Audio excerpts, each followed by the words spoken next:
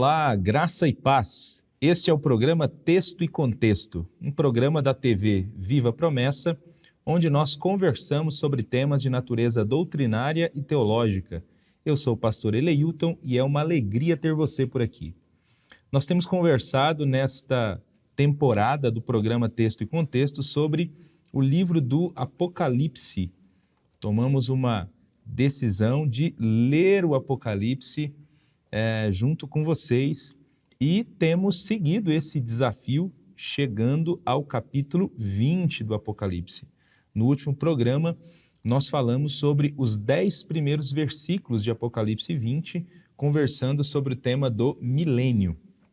No programa de hoje, nós vamos falar sobre o juízo final, analisar os versículos 11 até o 15 de Apocalipse 20, é a proposta desse programa. E nós esperamos que seja um tempo de estudo, de crescimento e de aprendizado para a glória de Deus. Antes de iniciarmos a análise desse tema, eu queria convidar você a compartilhar o link do programa Texto e Contexto.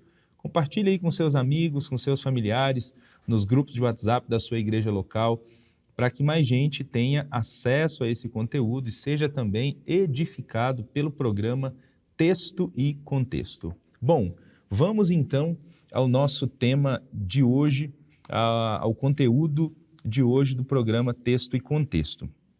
Nós temos falado sobre o Apocalipse, sobre as 7 grandes divisões do livro do Apocalipse e nós já estudamos praticamente todas elas. Chegamos na última das 7 grandes divisões do Apocalipse, que é a divisão chamada as 7 visões da consumação. São 7 divisões e em cada divisão, como nós temos dito, nós temos 7 elementos dentro dessa divisão.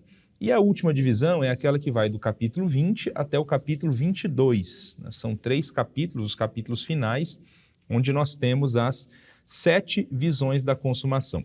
Por que que essa divisão tem esse nome? Porque em 7 momentos diferentes, João, ele utiliza a expressão vi. Então, o que João viu? Por que são 7 visões da consumação? O que João viu nesses 3 últimos capítulos?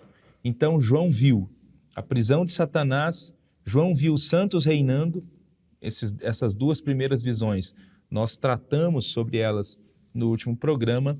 João viu o grande trono branco, João viu os ímpios sendo julgados, João viu o novo céu e a nova terra, João viu a nova Jerusalém e João viu também indiretamente o próprio Deus no capítulo 21, numa descrição que ele faz sobre uma última visão dele nesta sessão. Bom, nesse programa então nós vamos dar sequência e vamos verificar a 3ª e a 4ª visão de João, porque a 3ª e a 4ª visão estão nesse trecho que é a proposta de análise desse programa. Então vamos começar com a 3ª visão dessa última divisão, que é João viu o grande trono branco.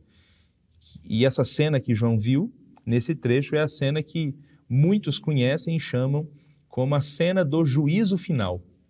Então, nesse texto nós temos o seguinte: depois vi um grande trono branco e aquele que nele estava sentado. A terra e o céu fugiram da sua presença e não se encontrou lugar para eles. Então, é assim que João começa a descrição dessa 3ª cena, a visão de um grande trono branco e alguém assentado nesse grande trono branco. Então, essa cena é chamada de juízo final porque depois dos eventos narrados nesta cena, toda a maldade definitivamente será extinta. Esse juízo aqui é o final porque ele é o último. Depois desse julgamento não existem outros julgamentos. Depois desse julgamento, a maldade é completamente extinta e nós veremos cenas já do novo céu e da nova terra. Por isso, então, nós estamos aqui diante da cena do juízo final. Como nós veremos, nesse juízo, os incrédulos, os ímpios serão julgados pelo Senhor Jesus Cristo.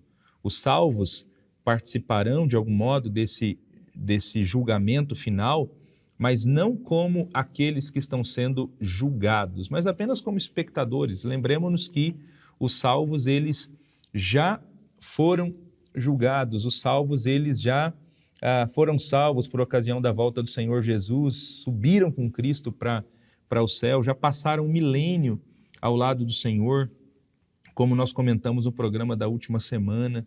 Então, o julgamento no que diz respeito aos salvos já aconteceu, eles já foram definitivamente salvos. É possível que durante o milênio aconteceu o tribunal de Cristo, aconteceu o julgamento para galardoar os salvos, e agora, nesse julgamento aqui, o julgamento final é o julgamento dos ímpios. Os ímpios de todas as épocas e lugares é que serão julgados nesse tribunal. O trono é chamado de grande trono, para enfatizar a autoridade desse trono. Além de ser chamado de grande trono, a cor desse trono é branca, que é a cor que no Apocalipse está vinculada com santidade, com justiça. Então é um trono com muita autoridade e um trono que não comete equívocos. Trata-se de um julgamento em que o juiz não cometerá nenhum equívoco. Não existe a mínima possibilidade do juiz que está sentado nesse trono ser acusado de imparcialidade, ser acusado de ter feito alguma coisa equivocada, de ter emitido algum parecer ou algum juízo equivocado. Não, esse julgamento será absolutamente santo, correto, preciso. E quem é que está assentado nesse trono para julgar, neste grande trono branco para julgar?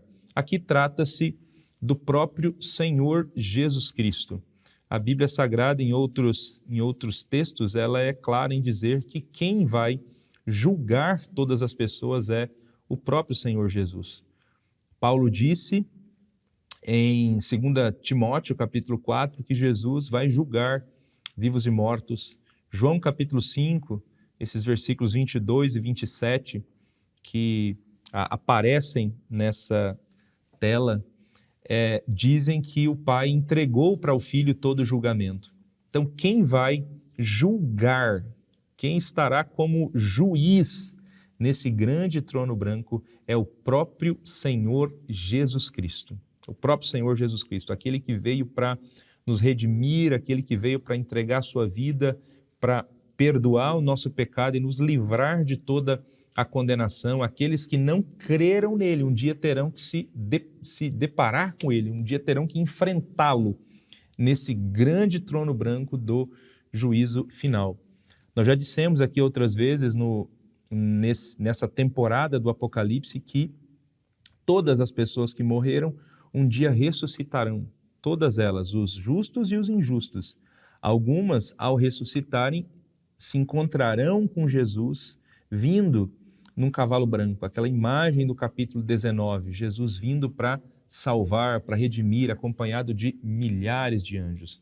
Mas alguns ressuscitarão, e a primeira imagem que terão é de Jesus assentado nesse grande trono branco. Aí trata-se dos ímpios, trata-se dos injustos. Eles encontrarão Jesus como juiz, não como aquele que veio para salvar, para galardoar, para levar os salvos para as bodas, para o milênio, mas como juiz. É assim que Jesus está sendo apresentado aqui nesse texto. Inclusive, o texto diz que terra e céu fugiram da presença deles e não encontrou-se o seu lugar. Aqui é claro uma linguagem figurada para mostrar que diante de Jesus, diante da majestade desse juiz, não há quem consiga ficar em pé e não reconhecer a sua grandeza, a sua majestade. Então, a própria terra, o próprio céu fogem, meio que se escondem diante da majestade, da grandeza desse que está assentado diante do trono. Lembra de uma imagem presente em Isaías, capítulo 6, em que Isaías ele enxerga o trono de Deus e ele fala que os serafins, que tinham 6 asas, com 2 asas, eles cobriam o rosto. Eles cobriam o rosto, eles estão diante do trono de Deus cantando Santo, Santo, com o rosto coberto, com o rosto tampado, né? Aqui é para expressar o reconhecimento deles da grandeza, da majestade, da santidade daquele que está sentado no trono. Aqui é a própria terra e o próprio céu que fogem da sua presença, aqui em reconhecimento também à sua santidade e à sua majestade. Bom, depois de apresentar o grande trono branco, aí nós já temos a 4ª visão de João nesse trecho final, que é a visão dos ímpios sendo julgados. Então, o versículo 12 diz: vi também os mortos, grandes e pequenos, em pé diante do trono, e livros foram abertos. Outro livro foi aberto, o livro da vida. Os mortos foram julgados de acordo com o que tinham feito, segundo o que estava registrado nos livros. O mar entregou os mortos que nele havia, e a morte e o Hades entregaram os mortos que neles havia, e cada um foi julgado de acordo com o que tinha feito. Então a morte e o Hades foram lançados no lago de fogo. O lago de fogo é a 2ª morte. Aqueles cujos nomes não foram encontrados no livro da vida foram lançados no lago de fogo. Então esta é a visão que João tem do julgamento dos ímpios. Então, a primeira coisa que ele narra nessa cena é a ressurreição de todos os ímpios. Ele viu todos eles, todos os mortos, grandes e pequenos, em pé diante desse trono. O trono que ele acabou de descrever no versículo 11. Então ele vê todos os mortos, grandes e pequenos, de todas as épocas e lugares, eles estão diante do Senhor Jesus para serem julgados. Aqui trata-se da ressurreição dos ímpios, a ressurreição que vai acontecer depois do milênio. Lembra que na última semana, no último programa, melhor dizendo, nós falamos sobre a ressurreição dos ímpios. Nós falamos que os justos ressuscitariam e que os outros mortos não reviveram até que os 1000 anos se completassem. Né? O texto fala, Apocalipse capítulo 20, versículo 5, o restante dos mortos não voltou a viver até que se completem os 1000 anos. Esta é a primeira ressurreição. Felizes os que participam da primeira ressurreição. Então, João fala dos salvos que ressuscitaram, a primeira ressurreição, para participar, para estar com Cristo durante o milênio, mas ele fala de alguns mortos, do restante dos mortos, que não reviveram até que se completassem os 1000 anos. Completados, então, os 1000 anos, terminados os 1000 anos, esses outros mortos voltarão a viver. Esses outros mortos que não reviveram até que se completasse os 1000 anos são exatamente os ímpios. Os ímpios de todos os tempos, eles vão ressuscitar para se encontrar com o Senhor Jesus Cristo. Então, todos eles, não apenas os ímpios que morreram por ocasião da volta do Senhor Jesus, mas todos os ímpios, desde o primeiro ímpio, desde Caim, desde o primeiro assassino que a gente tem notícia, todos os ímpios ressuscitarão e serão colocados diante do Senhor Jesus Cristo. Essa é a ressurreição que vai acontecer depois do milênio. Nenhum deles vai escapar.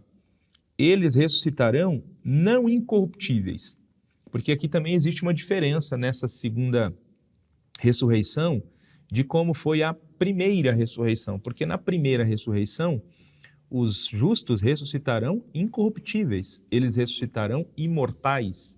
No caso dos ímpios, eles não ressuscitarão nem incorruptíveis e nem imortais, como foi o caso dos justos, porque isso já é uma bênção que eles conquistaram por conta da sua salvação, por conta de terem crido no Senhor Jesus Cristo. Não será o caso dos ímpios, eles não ressuscitarão assim, eles ressuscitarão com corpos corruptíveis e mortais, porque no desfecho desse julgamento aqui eles serão completamente aniquilados pelo Senhor Jesus Cristo. O texto diz que todos eles serão colocados em pé diante do trono. Aqui trata-se de uma posição de quem está prestes a ouvir uma sentença. É alguém que está sendo colocado ali para ouvir a sua sentença. Aqui a imagem é a imagem de um tribunal. Então, cada um desses ímpios sendo colocados em pé diante do Senhor Jesus para receber a sua sentença. A razão deles estarem sendo colocados em pé diante do trono para ouvirem a sua sentença é porque não é o juízo final que necessariamente decide sobre a salvação das pessoas. As pessoas são salvas com base na crença ou não delas no Senhor Jesus Cristo. Se elas em vida receberam ou não receberam a Cristo como Senhor de suas vidas. O juízo final é apenas o momento de receber o veredicto em razão do que você fez, do que as pessoas fizeram enquanto estavam vivas. Então não é ali que vai se decidir se elas serão ou não serão salvas. Ali elas conhecerão o resultado daquilo que fizeram e das decisões que tomaram durante a sua vida. Então, por exemplo, João capítulo 3, versículo 18.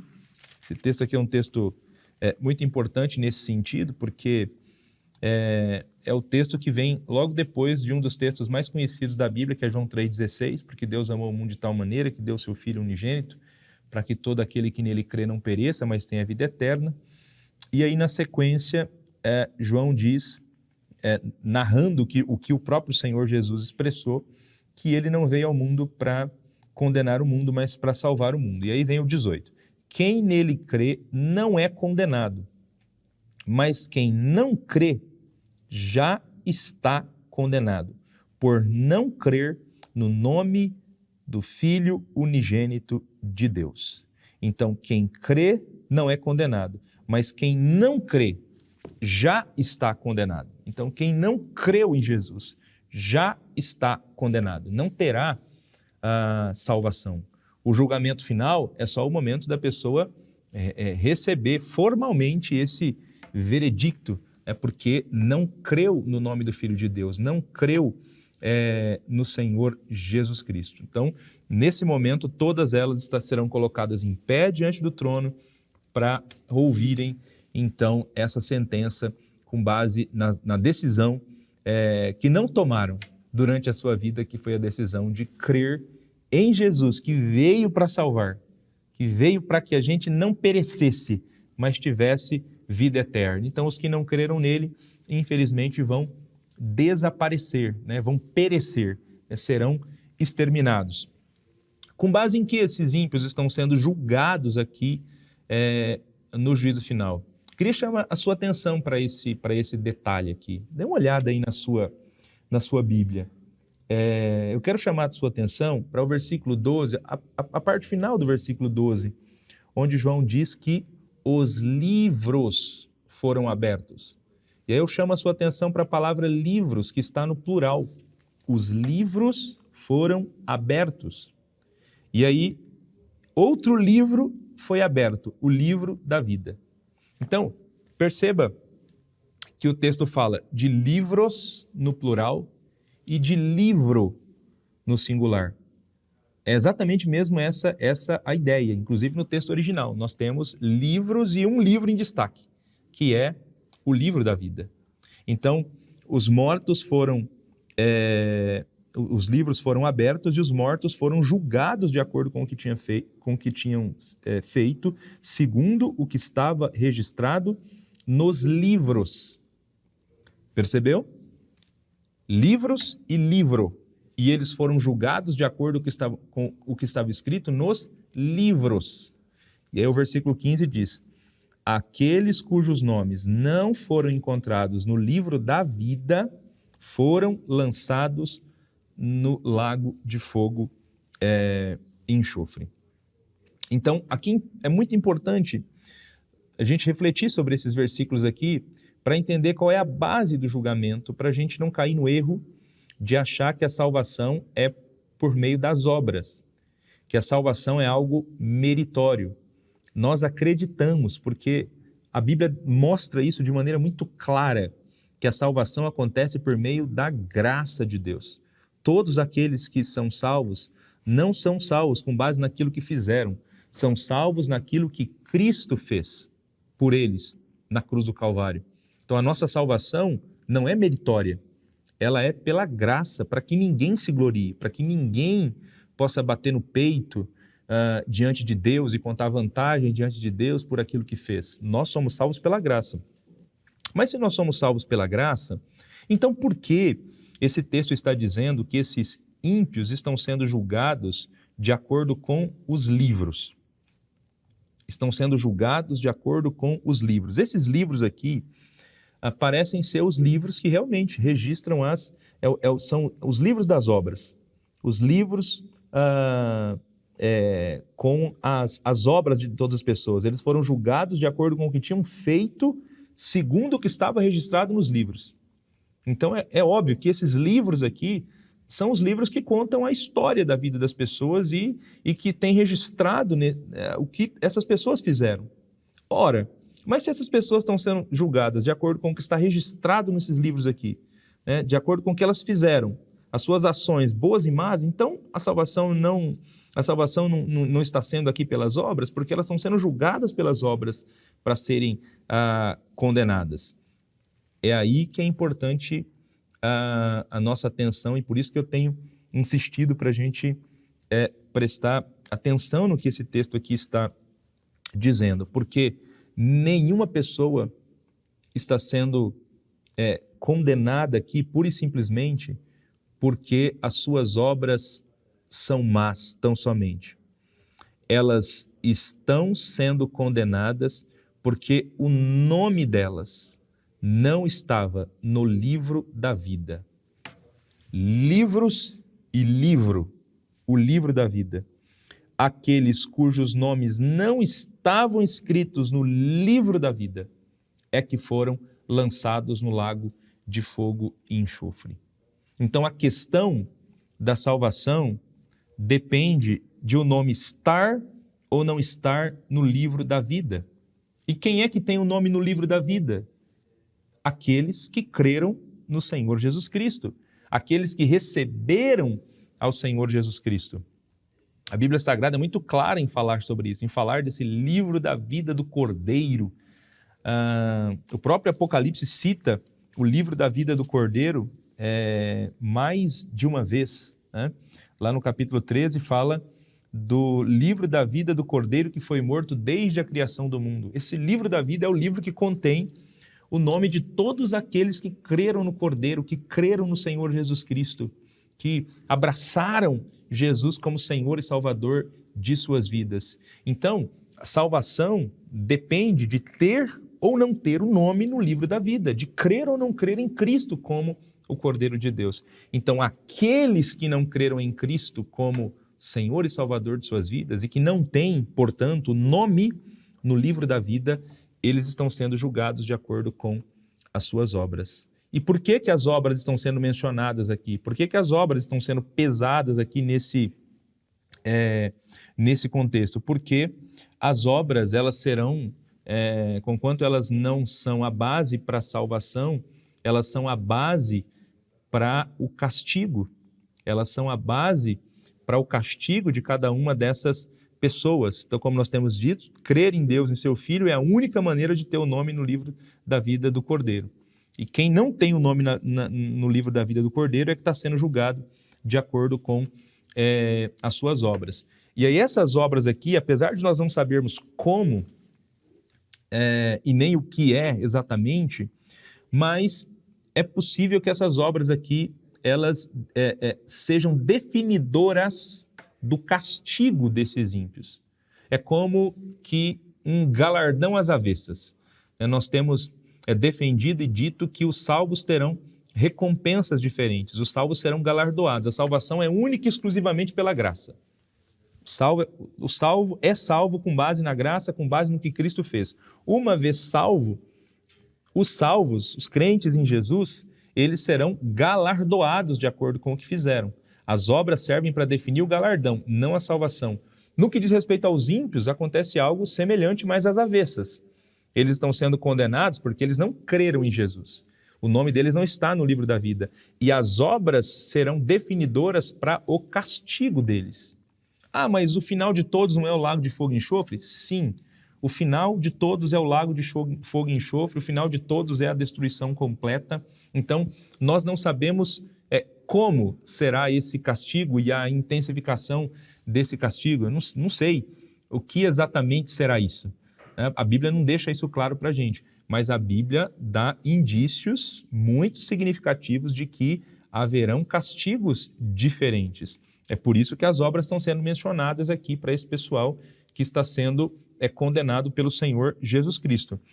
Nós temos alguns textos aí que estão sendo projetados, mas eu vou ler aqui apenas 2 deles que apresentam esses indícios de um galardão às avessas para os ímpios. Então, por exemplo, Mateus capítulo 10, Jesus Cristo, depois de enviar os 12 para pregar o evangelho, ele disse o seguinte para eles: ao entrarem na casa, saúdem-na. Se a casa for digna, que a paz de vocês repouse sobre ela; se não for, que a paz retorne para vocês. Se alguém não os receber, nem ouvir as suas palavras, sacudam a poeira dos pés quando saírem daquela casa ou cidade. Eu digo a verdade. Olha aqui. No dia do juízo haverá menor rigor para Sodoma e Gomorra do que para aquela cidade. Então, Sodoma e Gomorra são 2 cidades altamente depravadas, 2 cidades que o pecado delas foi tão grave que Deus decidiu destruí-las no Antigo Testamento. Agora, está sendo dito aqui para os apóstolos que se eles forem pregar o evangelho em alguma cidade e as pessoas não ouvirem, no dia do juízo haverá menor rigor para essa cidade do que houve para Sodoma e Gomorra. A questão aqui é porque esse pessoal aqui, eles receberam a pregação do evangelho. De alguma maneira, eles têm até mais conhecimento e estão rejeitando.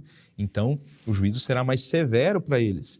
E no próprio livro de Mateus também, Mateus capítulo 11, versículo 22, eu afirmo que no dia do juízo haverá menor rigor para Tiro e Sidom do que para vocês. Então, são 2 textos de um número grande de textos que nós temos na Escritura Sagrada, no Novo Testamento especificamente, que mostram essa gradação na intensidade do castigo. Nós não sabemos exatamente o que ou como será essa gradação. A gente sabe que o resultado final é que toda a maldade será extinta, os ímpios serão definitivamente aniquilados. A Bíblia não responde de maneira clara como isso vai acontecer, mas ela ao menos aponta, há indícios nela dessa gradação de castigos, né? O próprio Senhor Jesus também, em Lucas capítulo 12, nos versículos 47 e 48, Jesus também falou sobre isso. Aquele servo que conhece a vontade do seu Senhor e não prepara o que ele deseja, nem realiza, receberá muitos açoites. Mas aquele que não conhece e pratica coisas merecedoras de castigo, não é que ele não vai ser castigado, mas ele receberá poucos açoites. A quem muito foi dado, muito será exigido. E a quem muito foi confiado, muito será pedido. Tá? Então, enfim, eles receberão um galardão às avessas. No fim, todos eles serão devorados pelo fogo. É o que a Escritura Sagrada mostra para a gente. Na semana passada nós lemos aqui o finalzinho de Apocalipse capítulo 20, o final não, a primeira parte, o final da primeira parte de Apocalipse capítulo 20, que fala que depois do milênio, esses ímpios que receberão o julgamento aqui, depois do grande trono branco, depois do juízo final, depois que eles recebem o seu julgamento de condenação, eles serão mais uma vez enganados por Satanás. E nós teremos uma última grande batalha, chamada Batalha de Gog e Magog. Satanás sairá para enganar as nações, que estão nos 4 cantos da terra, Gog e Magog, a fim de reuni-las para a batalha. O seu número é como a areia do mar, porque diz respeito aos ímpios de todas as épocas e lugares. Então, todos os ímpios de todas as épocas, junto com todos os anjos maus, aqueles que se rebelaram contra Deus, todos eles, é a maior concentração do mal, né, já vista. Todos eles agora reunidos nessa grande batalha. Essa batalha acontece depois do juízo final. Apesar dela ter sido narrada antes, ela acontece depois. O Apocalipse faz muito isso, ele fica indo e vindo. Então, ele narrou a batalha e depois ele narra o juízo final, que é a razão pela qual a batalha aconteceu. Esse pessoal está indignado e se une novamente a Satanás porque eles foram condenados no juízo final. Não faz sentido essa batalha ser antes do juízo final, porque senão nós temos os ímpios morrendo 3 vezes, né? Porque eles já morreram uma vez. Aí eles são ressuscitados depois do milênio para essa batalha, o final da batalha é cai fogo do céu e os devorou. E aí depois eles são ressuscitados de novo, colocados em pé diante de Jesus para ser julgado e para depois ser jogado no lago de fogo e enxofre. Então, aí eles vão morrer muitas vezes, não faz muito sentido. A ideia é que aconteceu o juízo final e depois do juízo final vem essa batalha, que é a batalha de Gog e Magog. As nações marcham por toda a superfície da terra, nesses ímpios revoltados pela sentença que tiveram no juízo final, mas um fogo desceu do céu e os devorou. Um fogo desceu do céu e todos eles foram devorados. Aí o versículo 10 diz, o diabo que as enganava foi lançado no lago de fogo que arde com enxofre, onde já haviam sido lançados a besta e o falso profeta. Eles serão atormentados dia e noite para todo o sempre. Então cai fogo do céu, todos são destruídos. E aí agora vem a imagem do lago de fogo e enxofre, que o diabo é lançado nesse lago de fogo e enxofre. Não nos esqueçamos que lago de fogo e enxofre é uma metáfora para a segunda morte. Lago de fogo e enxofre não é um lugar literal onde pessoas são jogadas para ficarem atormentadas dia e noite para todo sempre. Veja, e não confundamos as coisas aqui. Os ímpios serão destruídos no final dos tempos com fogo, né? O que nós estamos dizendo é que não existe um lago de fogo e enxofre, né, onde as pessoas são jogadas dentro desse lago e ficam dentro desse lago queimando por toda a eternidade, dia e noite sendo queimados para todo sempre. É que a metáfora lago de fogo e enxofre é uma metáfora para a segunda morte. Veja Apocalipse 20, versículo 14, a parte final. O lago de fogo é a segunda morte. Veja Apocalipse 21, versículo 8, a parte final. Esta é a segunda morte, o lago que arde com fogo e enxofre. Então, lago de fogo e enxofre é uma metáfora para a segunda morte. E o que é a segunda morte? A segunda morte é a morte definitiva, é a aniquilação. Os ímpios serão completamente aniquilados, desaparecerão para todo sempre, deixarão de existir para todo sempre, tanto os seres angelicais quanto os seres humanos, todos eles desaparecerão. A gente interpreta assim a metáfora do lago de fogo e enxofre, tanto é que o diabo é um ser espiritual. Como que um ser espiritual pode ser torturado e queimado com fogo dentro de um lago? Então isso aqui é uma linguagem simbólica para falar da aniquilação do diabo. A besta e o falso profeta já haviam sido lançados nesse lago, nós lemos isso aqui há alguns programas anteriores.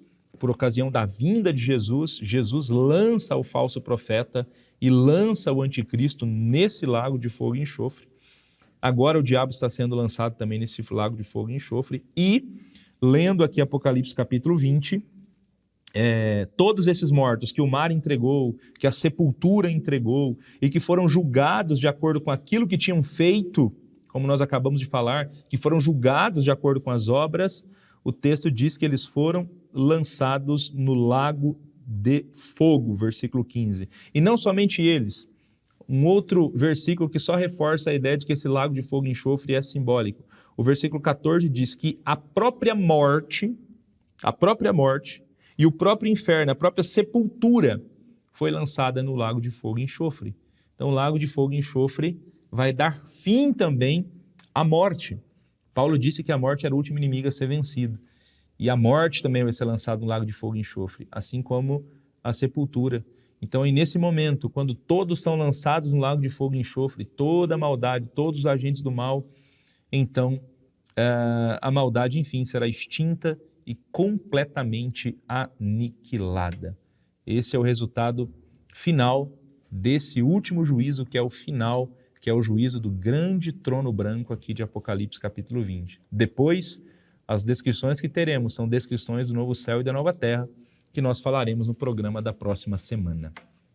Para terminarmos o programa de hoje, eu queria convidar você para que façamos uma oração de gratidão a Deus por termos estudado a sua palavra no dia de hoje e pedindo a Deus também que, diante da realidade do juízo final, que nenhum de nós duvide que esse juízo um dia chegará. O juízo um dia chegará. Todas as maldades, todas as atrocidades, todas as injustiças que nós vemos na nossa terra, na nossa cidade, no nosso país, tudo isso um dia terá fim. E nós somos desafiados a proclamar que tudo isso um dia terá fim. E desafiar as pessoas que hoje não creem em Jesus, para que creiam em Cristo, para o nome dele ser inscrito no livro da vida. Porque um dia eles terão que prestar contas para Cristo, eles terão que comparecer diante de Jesus. Então, nosso desafio é proclamar que o juízo virá e desafiar as pessoas a crerem no Senhor Jesus. Senhor, te louvamos por esse tema, te louvamos por esse capítulo e pedimos para Ti, meu Deus, nesta oportunidade, que o Senhor nunca nos deixe esquecer que toda maldade, toda injustiça que hoje é cometida, tudo isso um dia acabará. Um dia o Senhor vai colocar um ponto final em toda maldade, um ponto final em toda injustiça.